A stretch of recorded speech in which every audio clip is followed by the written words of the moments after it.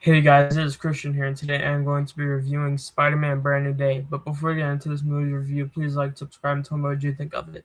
And also, this review will contain spoilers from the movie, so if you haven't seen it, you won't be able to watch this. But if you have seen it, you will be able to watch this review. So, Spider-Man Brand New Day, it's the fourth MCU Spider-Man film, directed by Destin Daniel Cretton, who's directed Shang-Chi for Marvel. He's also directed other films such as Just Mercy and The Glass Castle, Short Term 12. He's directed. This movie is written by Chris McKenna and Eric Summers, and it stars Tom Holland, Zendaya, Sadie Sink, Jacob Batalon, John Bernthal, Florence Pugh, Tremel Tillman, and Mark Ruffalo. The story follows Peter as he anonymously protects New York City as the hero Spider-Man and investigates a powerful new threat while his superpowers undergo a surprising and potentially dangerous evolution. So I was very excited for Spider-Man Brand New Day leading up to its release. I thought the trailers looked great, and I was very excited to see a more grounded and street-level Spider-Man story. I mean, the last one was so multiverse heavy, and this one kind of feels like a representation of how Spider-Man is in the comics. I liked the Home trilogy. I rewatched Homecoming, Far From Home, and No Way Home leading up to this movie. I think they're all cool movies. I think they're all good, but I was really excited to see the aftermath of No Way Home's ending when the entire world forgot that who Peter Parker is. Overall, I have to say that I wasn't disappointed with this movie, and I think it may be the best Spider-Man MCU film. But let me get into why I feel that way. So our first category is story and directing. With this film showing Peter after the ending of No Way Home, it is able to tackle themes such as loneliness and depression and human connection and all that. A lot of the film reminded me of Thunderbolts in that way, which also tackled mature subject matter of depression, mental health, and that was one of my favorite MCU films in the recent years. I definitely felt for Peter in this movie as he struggled to cope with losing everyone and how he was starting to lose control as Spider-Man with with his powers, and how he was able to shoot the web fluids now, and he was also like when his I think hormones or stuff reached a certain level, his eyes turned black. I thought that was a very interesting touch. One thing I appreciated about this movie was that it let the serious moments breathe and it wasn't undercut by jokes, which is a problem that the Home trilogy and a lot of other MCU movies have. However, when there was humor, I did think it was funnier than some of the humor in the Home trilogy. I thought I found the story of Peter having to investigate this threat, who turns out to be Jean Grey from X-Men, played by Sadie Sink. I thought it was very intriguing, and the payoff was worth it. I'll talk more about Jean and the other characters when I get to the characters and performance section, which is coming up next, but I thought she was phenomenal. One source of skepticism I do want to address is the story potentially being too bloated. Like we deal with the aftermath of No Way Home, how it's affected the Peter Parker and Spider-Man sides of Peter, how he tries to reconnect with MJ and Ned, and then all of these other characters like Hulk, Punisher, Yelena, Jean Grey, and Scorpion are also there. However, I thought all of those aspects were handled very well, and I thought they balanced each other out nicely. Nothing felt too bloated for me. As for Cretton's directing, I think he did a phenomenal job. John Watts' direction in the Home trilogy wasn't bad, but with Cretton, you can see a lot more sauce when it comes to certain shots, action sequences, and how all of the characters are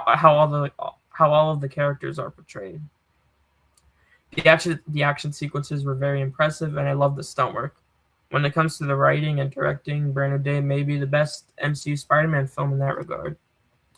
Now for the characters and performances, I think this is the best Tom Holland has been as Spider-Man. His performance perfectly captures Peter's loneliness and his struggle to control his emotions at times. A lot of people say that this is the Spider-Man we should have gotten a decade ago, but in my opinion, it takes time before we become the best we can be, and I think it took time for Spider-Man to grow, but his journey has been incredible so far. I like how Civil War all the way up to No Way Home kind of serves as Peter's evolution and how he becomes the Spider-Man we all know from the comics. I thought that was cool, as opposed to just repeating his origin story again. As for another standout, I thought Sadie Sink was incredible as Jean Grey. Despite being the antagonist of this film, she has a lot of depth and had a rough backstory. She reminded me a lot of Bob from Thunderbolts, who I thought was also an amazing character. She also reminded me a bit of Peter from No Way Home, where they both wanted to kill the person responsible for killing a loved one, but they learned that isn't the way. There's a scene where Jean Grey enters Peter's mind, and Aunt May and Peter speak with her, and that scene was very emotional. That's probably my favorite scene in the whole movie, to be honest. As for another character who learns that killing isn't the way, we have Jon Bernthal's Punisher, who was another standout. I loved his banter with Spider-Man, and I thought he was great in all of his scenes. Mark Ruffalo's Hulk is arguably the best we've seen of him since 2015, although his role isn't huge. Although we finally got Savage Hulk back, which was awesome to see. I like seeing the return of Michael Mando as Scorpion. Although I would have loved to see him return sooner, I'll take a later return over no return. Although he wasn't in the film too much. We've seen many MCU mid and post credit scenes go nowhere, so I'm glad Homecoming's end credit scene isn't one of them now. I also really liked how they handled MJ and Ned's characters. Ned had this fun subplot where he tries to find out the identity of Spider-Man, and MJ ends up joining Peter after she's put into danger. Zendaya and Jacob Batalon are great in their roles as always. I also like the return of Florence Pugh as Yelena Belova. Interestingly, this movie has 3 actors from the Odyssey who are also in Spider-Man Brand New Day, with Tom Holland, Zendaya, and Jon Bernthal, which was interesting. In both movies, I think Brand New Day's already made $1 billion, and The Odyssey may also be $1 billion movie. As for the new characters, Tramell Tillman's Bill Metzger and Liza Colon-Zayas from The Bear, Jean DeWolf, were standouts, the latter of whom was in the film more than I thought. If I had one nitpick, I would have liked to see a clearer conclusion for Metzger's character, but we probably have to wait until Spider-Man 5 for that. It kind of ties into me liking when evil characters and people get caught, though, because Metzger is probably the true villain of this movie. I'm not sure whether or not I would call him the main antagonist, because he's not really in the movie all that much, but the stuff he did to Jean was just terrible. Yeah, awful. Despite a large cast, Brand New Day's script gives enough material for every character to shine. I don't think there is a weak link in the cast. Finally, there are the technical aspects. The score from Michael Giacchino is fantastic once again. It's like you can't miss with film scores. All of his Pixar scores, the Batman, his Spider-Man scores, every score he's done is amazing. I also thought there were nice shots in the film, although I didn't think the cinematography was necessarily mind-blowing. Although it looked nice, I thought it looked nicer than some of the movies in the Home trilogy. As for the visual effects, I thought they were very good for the most part. I thought Hulk looked super cool.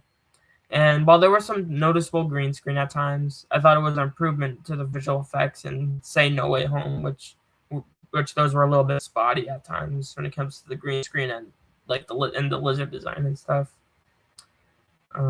Anything else I want to talk about with the technical aspects? Again, I already mentioned the action sequences. How I like those. The climax is probably top 5 in the MCU. Overall, Brand New Day isn't a technical marvel, but it is a well-made film. So overall, Spider-Man Brand New Day is a fantastic film. I think it's my favorite MCU Spider-Man film now, and it delivered on almost everything I wanted. While it's not a perfect film, I highly recommend it to everyone, and I give Spider-Man Brand New Day a 9 out of 10. I think also I do want to talk about the ending real quick with Ned. I'll talk about the end credit scene too. The end credit scene I'll talk about quickly. It probably ties into the Spider-Man either being in Doomsday or Secret Wars. I'm assuming Secret Wars, but we'll see. And then as for the ending, do I think Ned remembered Peter? I kind of think he did because they did the handshake thing. But that's been a huge debate. So yeah, overall, Brand New Day, great film. Give it a thumbs up. And yeah, thank you guys so much for watching this movie review. Please like, subscribe, and I'll see you guys next time. Bye.